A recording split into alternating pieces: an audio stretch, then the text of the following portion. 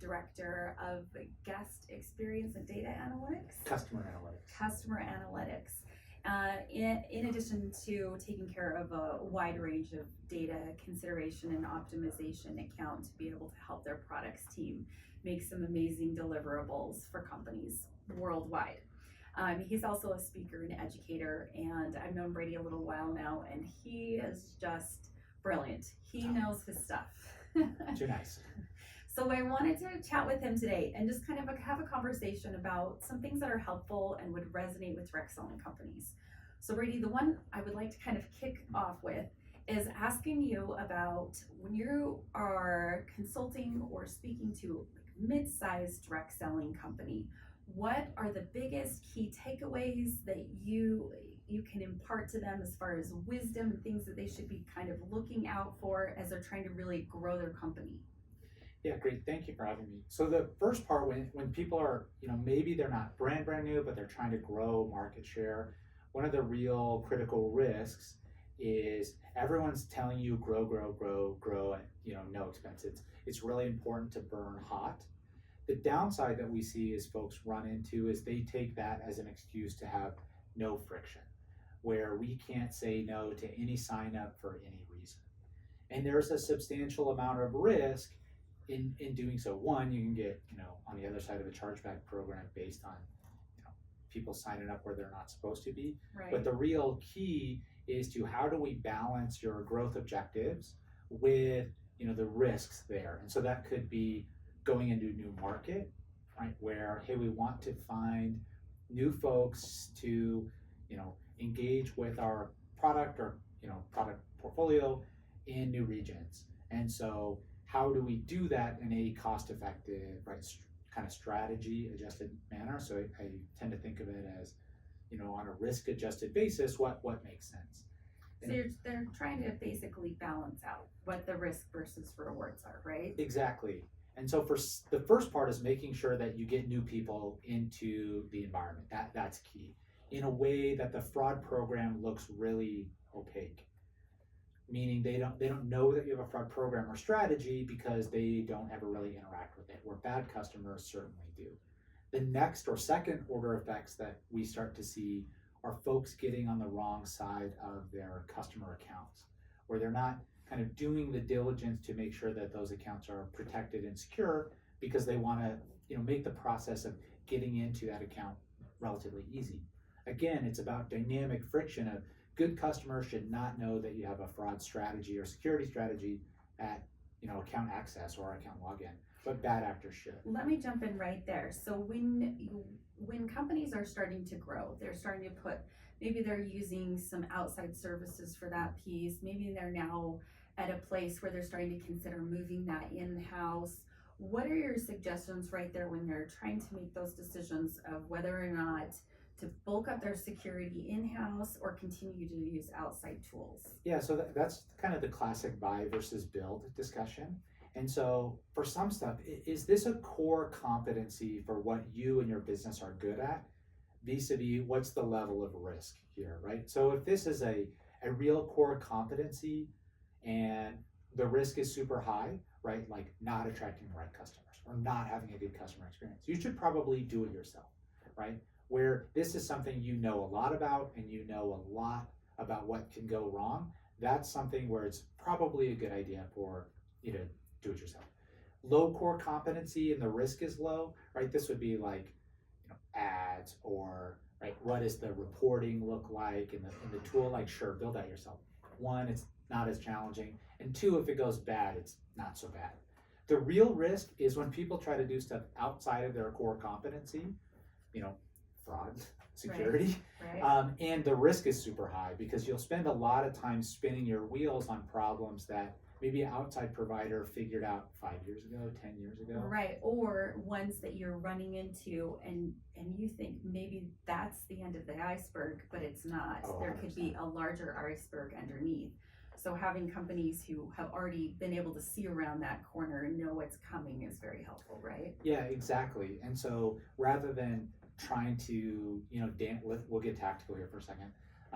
Rather than protecting your accounts by dancing around in your web application firewall or WAF and trying to define and build a device identification service, that's quite expensive.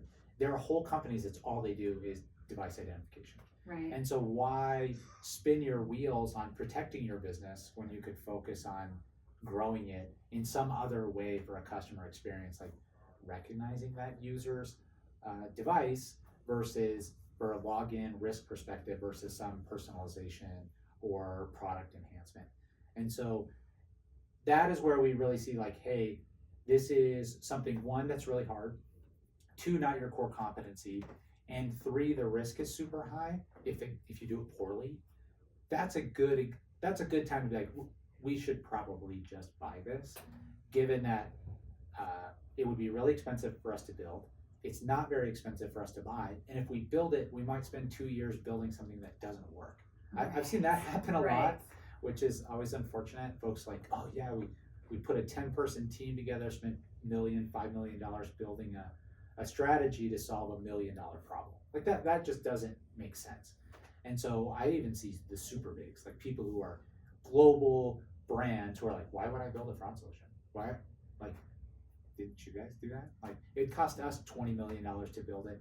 We only get, worst case scenario, $10 million of chargebacks. Like, that doesn't, even if we did nothing, it doesn't make sense, let alone spending a de minimis amount on protecting those accounts or payments. That's where we think, hey, focus on growing your business rather than protecting it. Let other people who are jazzed, like myself, to think about fraud day in and day out, work on it, because you probably are not that interested in, weird device activity or what card testing attacks on botnets look like. Maybe a theoretical interest, right? Sounds cool on a podcast, but not very fun alone in a spreadsheet for multiple hours.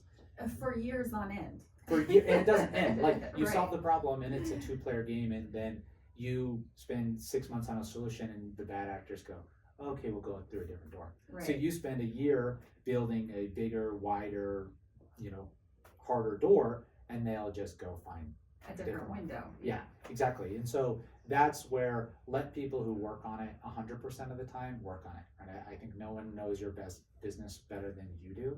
And so focus on the stuff that you're good at and the stuff that you got into it for, not for all this edge case. So that's when your medium size is really where, if you get super, super big, then you have somewhat different considerations, because then you could build it if you wanted to, but why? Right? Like, even the largest businesses in the world, they don't have their own POS terminals, right? They don't do their own payment processing, because it costs me this much to do it, and it costs me this much to build it. Mm-hmm. And even if I build it, it might be worse. Even if it's better, 10x better, you're like, this was not worth it, versus menu innovation or product innovation, or how do we get new commercials, or building a marketing team in a new region. It's just really low return on investment a lot of the times to build, right? You're competing with, people with, like, Kount, decades and decades, probably hundreds of years of experience in fraud prevention at all levels of the organization, and we're still working on it 100% of the time, versus you as a side project of just trying to solve this thing. Like, let's be real, you're probably not going to outcompete people who we have a guy who all he does is think about devices. We have a device lab where we have like thousands of devices that we just test device recognition on.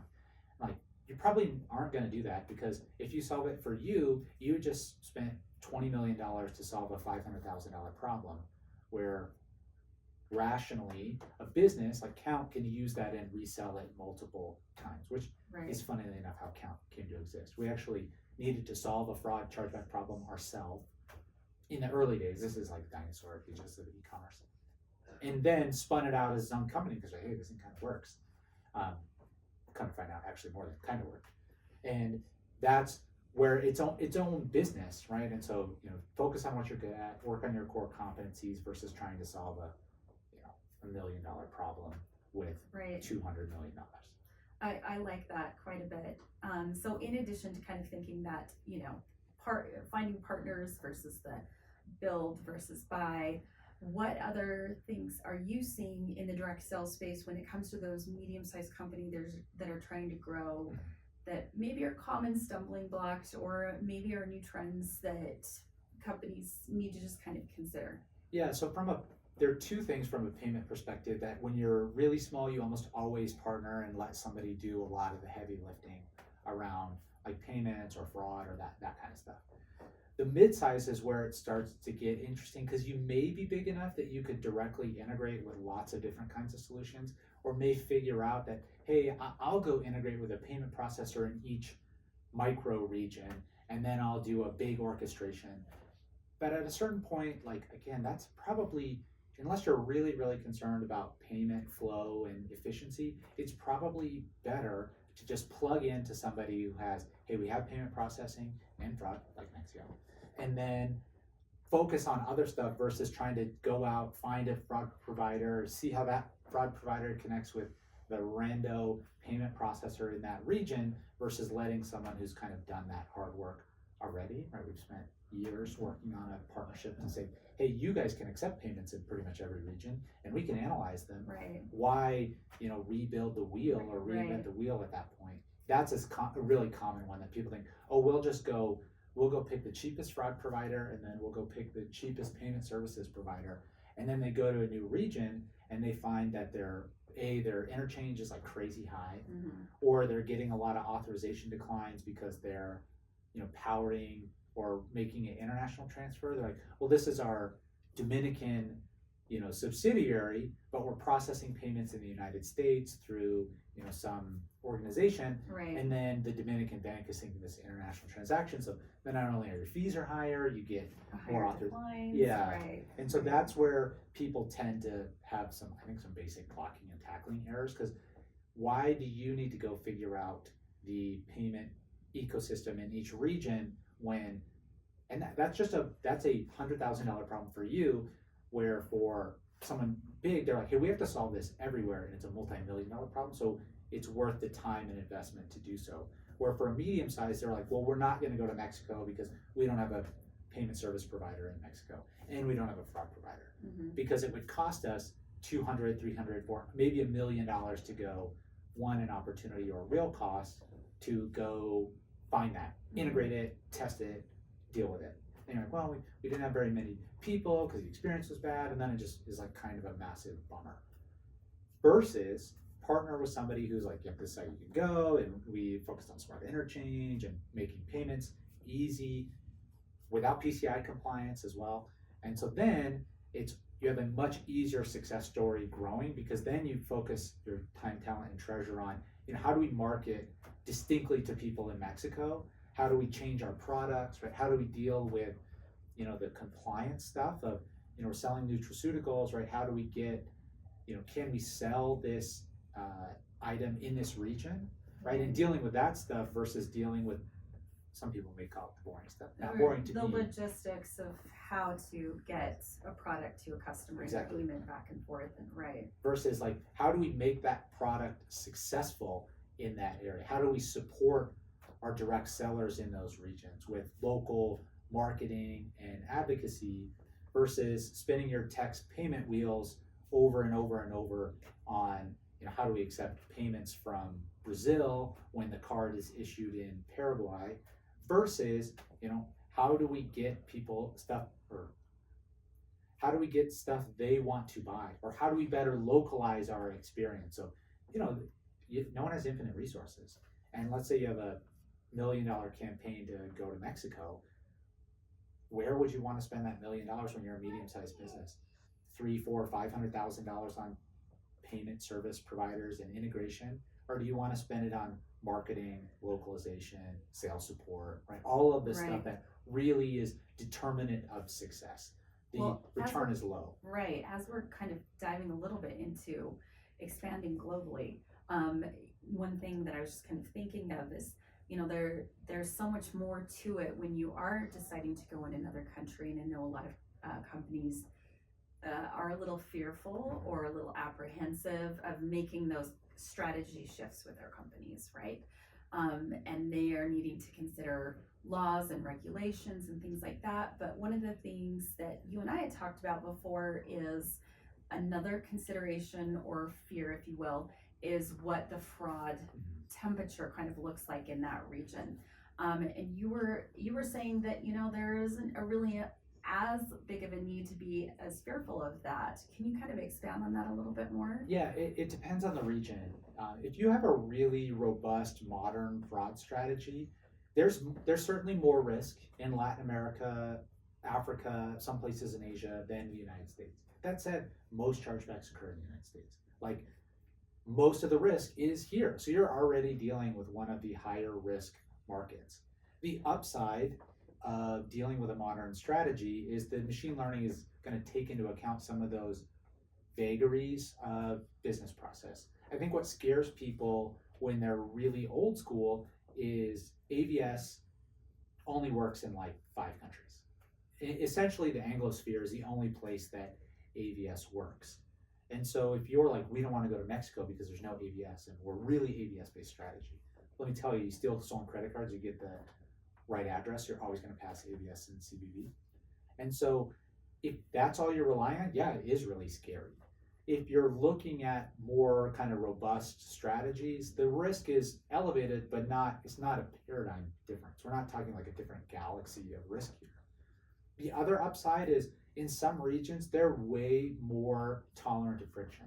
If you 3D secured every transaction in the United States, people would lose their mind. Right. I've lived abroad and I got 3D secure on pizza, 3D secure on almost any It's order. been a part of their daily life for 100%. enough time that it's no longer a hurdle. Yeah, the interesting bit though is we are starting to see some customers international say, well, one, 3D secure does cost money on its own. And two, well, what if I just didn't? Like, what percentage of the time could I not and still have a good result? And that's where machine learning can come in and say, hey, yeah, Paraguay is really high risk. It's actually kind of medium-ish. Brazil is actually high risk. So let's take Brazil. So I'm like, I've grown in Brazil, I have lots of good customers. You know, I take my top decile, maybe top quartile and say, yeah, we're not going to 3D secure these. These are probably, on balance, probably fine, right? Maybe I'm a direct seller, I have like a 70% gross profit margin. It's like, yeah, sure, I'll take a 5% chargeback rate in some segment of the population, just have like no friction. Then for like that middle 50%, you say, hey, yeah, let's 3D secure. We'll push off any chargeback liability, push off any chargeback liability. Interestingly, can still get a fraud notification if you pass 3D secure, which I think is a surprise for most people. Right. But, and then the bottom quartile or decile, you just say, hey, we're just not going to take these, the risk is too high. And so that lets you go with a layered strategy into that region. So you can, for 80% of Brazilians, you say yes to. And 30% you say yes to with no friction. Because you know in that top 30%, the fraud rate or chargeback rate is like 20 or 30 basis points, maybe 60.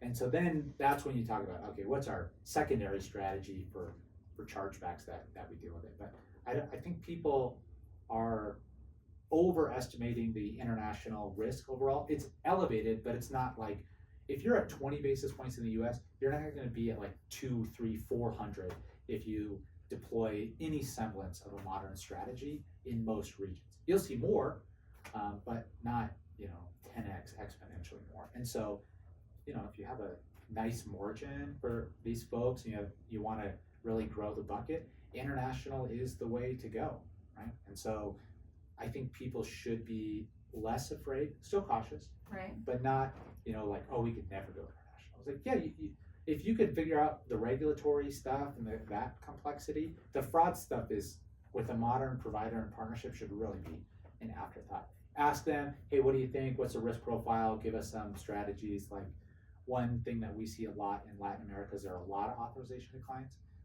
just kind of natively. It's like 2 or 3x what the United States is. And so we should not see that as sufficiently risky as we would in the United States, where the same person trying multiple times in, say, Chile or Argentina is more normal than in the United States. And so we should adjust our risk strategy a little bit. And so brass tacks, like, hey, velocity or unique cars, that kind of stuff is a little higher in Latin America, where versus like East Asia, you'll see the number of credit cards people have in their wallet is pretty high. So people have like 4, 5, 6 plus, right, which is less common in the United States. So that's a kind of strategy adjustment for how you look at risk versus a wholesale change. And so it's not, I say afterthought, meaning that shouldn't stop you. You should still think and have a strategy, but you would be remiss if you're like, we can't expand internationally because of fraud. I think there's easy strategy paths that you can have a graduated introduction into nearly any region. You know, not talking North Korea, Somalia, stuff like that, but you know, regular regions like Eastern Europe, like Central America, Southeast Asia, you know, these products and processes and systems can be really popular. And so you'd be remiss, and it can be a real differentiator. You know, you can have a line of folks in all regions that could be a real differentiator versus your peers. We're like, oh, we're just going to stay in the United States, right? 100%, because we saw some interesting kind of trends that happened during COVID, post COVID, with the influx of business in direct sales in the US, and then the influx of business that was then grew outside of the US post COVID. So I think you're right on the money there, trying to make sure that you just have that layered strategy approach, that you are partnering with a company like Kount, who's going to be able to have that data analytics so you can break down which customers you're going to try to go after and which customers you're going to be able to say yes to. 100%. Kind of going into another layer of that, because we've kind of talked about fraud. What considerations do you recommend for companies when it comes to their chargeback strategy, both in the US and internationally? So it really depends on where you are in your kind of like business size life cycle. We've seen some people who are like, I totally outsource fighting all my chargebacks and it costs me X or Y. And that can make sense for some folks, right? Really high win rates, really low losses, right? That kind of stuff. We've also seen some folks totally opt out of the process and say, hey, I am not winning very many of these. And the cost is a lot, right? This is like operational complexity. If you're like, yeah, what if I could just, you know, use some deflections, talking about like order insights and consumer clarity, where I can show the customer, hey, I don't recognize this. And it's like, actually, you know, it was your roommate or, you know, your husband or wife, somebody who lives with you has control of the credit card. And they're like, oh, now I know what that is. And some clarity, I think people make some kind of basic errors on their descriptors, right? That's been the classic thing to fix. Yeah, that's like the first line of defense, right? Making sure your descriptor with your processor is clear so that your customer knows where that transaction came from. So presuming you've done that, then sharing a little extra detail with that consumer via consumer clarity or insights can be really helpful. Then I think a really successful layer for some folks is using kind of the dispute resolution stuff like CDRN and RDR, where, hey, we're not going to fight this chargeback anyway. So why should we take the chargeback fee plus adding that to our chargeback numbers when I could just refund that for a de minimis cost, right? I'm already, you know, I see some folks really struggle and they're like, you know, I don't fight any of my chargebacks because hopefully there aren't that many. And two, my chargeback fee is like $20.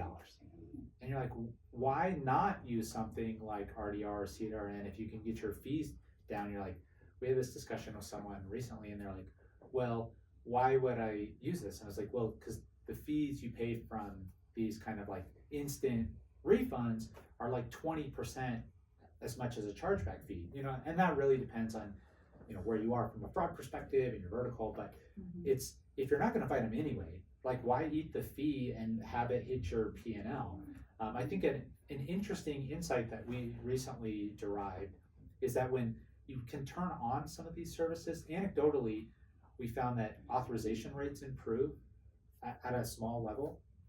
And so if you're not going to fight them anyway, why let them hit your chargeback or your kind of fraud numbers if you can refund them, right? The mid-health benefits, at least from some initial analysis, appear material, meaning merchants are feeling more comfortable, you know, issuers are feeling more comfortable accepting your orders because you're dealing with the chargebacks appropriately.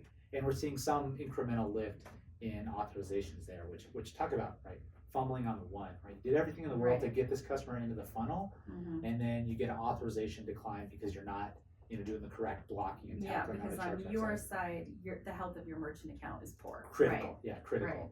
And so that's where you could what's a strategy that makes sense? Do you have lots of people with not a lot to do, right? Maybe you should be fighting these chargebacks, right? And really going after them. That said, it's a lot of work, and sometimes it doesn't always pencil out versus the number of disputes that you have, because sometimes it can be